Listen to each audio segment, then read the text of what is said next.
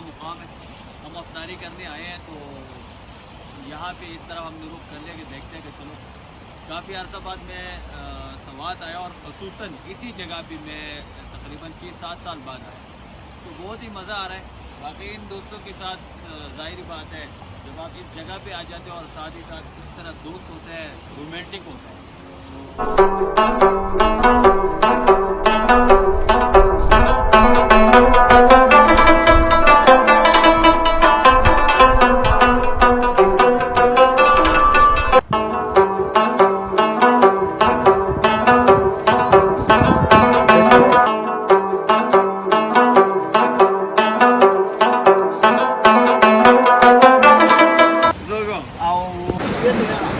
ये खबर नहीं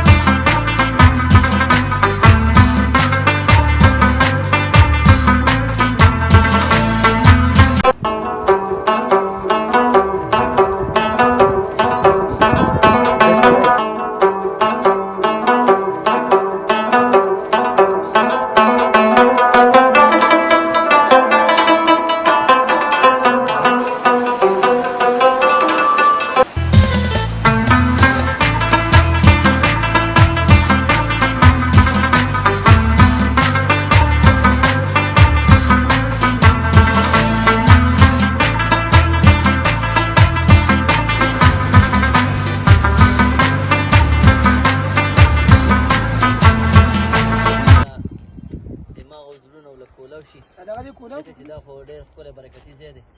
ډېر نیکان خلک دلته بند شوي دي हाँ, ये मेरे दोस्त है देखो,